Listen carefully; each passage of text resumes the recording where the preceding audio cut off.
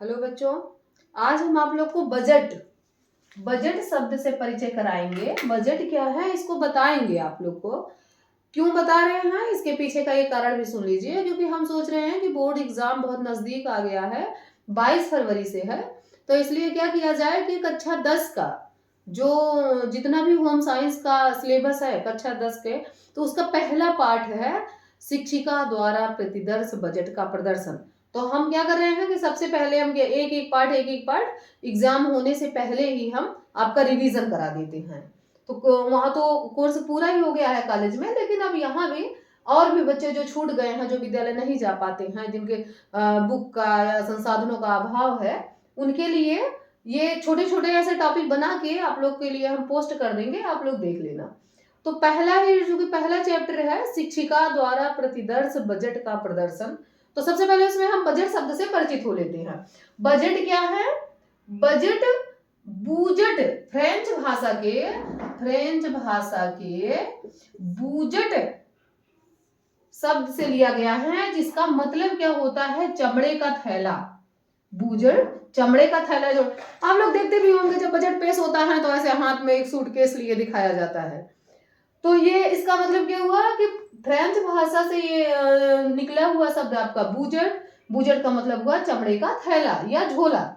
तो उसमें क्या होता है? बजट का जो अर्थ हुआ कि एक जो हमारे खर्चे हैं, सीधे शब्द एकदम सरल शब्द में बताएं कि जो हमारे खर्चे हैं, जो हमारी आय है, आय मीन्स जो हमारे घर की कमाई है, जो हम अपने जरूरतों को पूरा करने के लिए खर्चा करते हैं, उसका एक ब्यौरा, उसका एक प्रपत्र तैयार करना ही क्या कहलाता है? बजट।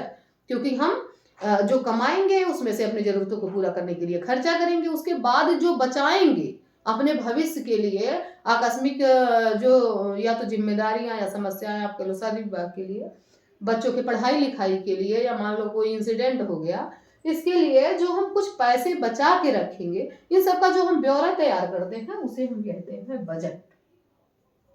अब बजट का हम एक चीज और देख लेते हैं कि ये आर्टिकल माने अनुच्छेद, अनुच्छेद 112 में बजट का वर्णन किया गया है।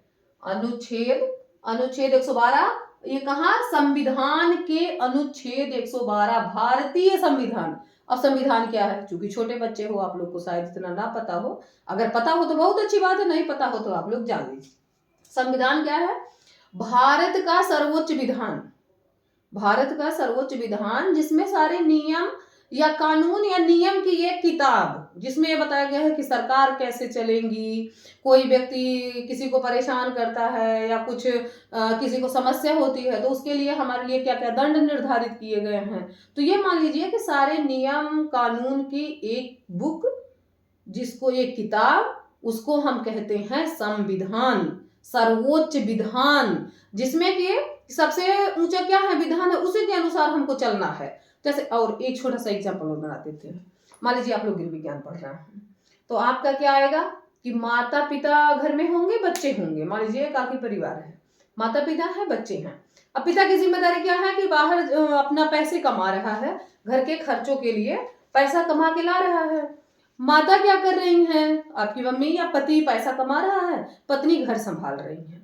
तो वो घर के पैसे संबंधी जिम्मेदारियों को उठा रहा है, पत्नी घर में बच्चों को देख रही है, इनके माता पिता को देख रही है, पति के माता पिता को देख रही है। तो क्या है कि सबके काम निर्धारित हैं। उनका काम है पैसा कमाना और जिम्मेदारियों को उठाना, पत्नी का काम है घर को संभालना, बच्चे के काम लगे हुए हैं कि आपको पढ़ाई लिखाई करना है, घर के छोटे मोटे काम पर। तो ये जैसे परिवार का एक विधान बना है, वैसे क्या है सरकार को या देश को चलाने के लिए जो विधान बना है, जो कानून बना है, वो उसको हम क्या कहते हैं? उस किताब को संविधान।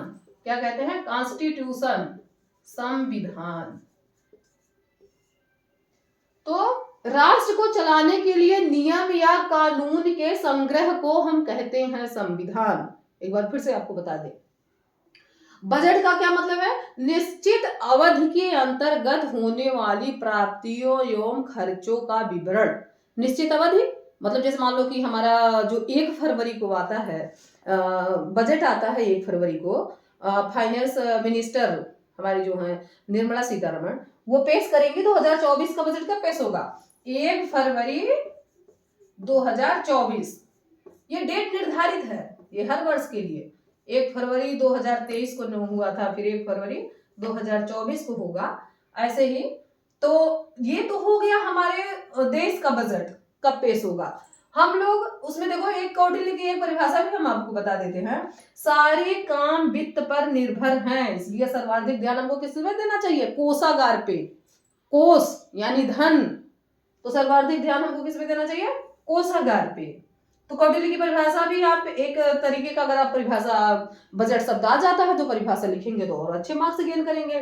तो सारे काम वित्त पर निर्भर हैं, इसलिए सर्वाधिक ध्यान हमको किस पे देना चाहिए, कोषागार पे। अब आता है हमारा, मान लो कि ये हम समझ लिए इस सेंस में कि बजट क्या है, संविधान क्या है, किस अनुच्छेद में इसका वर्णन किया गया है, बजट होता क्या है, निश्चित अवधि के अंतर्गत होने वाली प्राप्तियों एवं खर्चों का विवरण है, या हम अपने अपने घरेलू भाषा में कह ले कि जो हमारे आय, जो हमारे घर की कमाई है, जो हमारे घर का खर्चा है, दोनों को जब हम किसी की उसमें कॉपी में नोट करते हैं और उसमें देखते हैं अपने जरूरतों के अकॉर्डिंग कि हाँ कि कौन सी जरूरत हमारी पहले है, उसके बाद कौन सी है, प्राथमिकता वरीयता क्रम में उसको हम लिख लेते हैं, या कह लीजिए तीव्रता, सही वर्ड क्या होगा, तीव्रता, तीव्रता क्रम में कि जिसकी जरूरत सबसे ज्यादा होती है वो सबसे पहले हम उसमें अपने बजट में नोट कर लेते हैं। उसके बाद हम कुछ अनुमान करते हैं, थोड़ा सा हम ये व्यवस्था बना के चलते हैं कि थोड़ा मोड़ा क्या हो, हमारा बचत, हमारी सेविंग।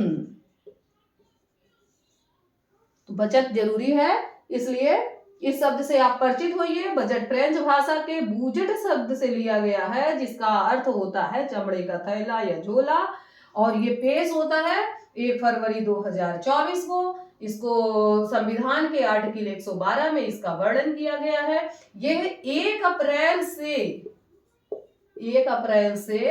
31 मार्च, यानी एक फाइनेंशियल ईयर जो हमारा चलता है वो 1 अप्रैल से 31 मार्च से जितना भी हमें पैसा हमें मिला है, या मान लीजिए जितना भी हमें प्राप्त हुआ है, जो हमारे खर्चे हैं, दोनों के लेखा जोखा को, सही वर्ड क्या है, लेखा जोखा, लेखा जोखा हम क्या नाम देते हैं, बजट।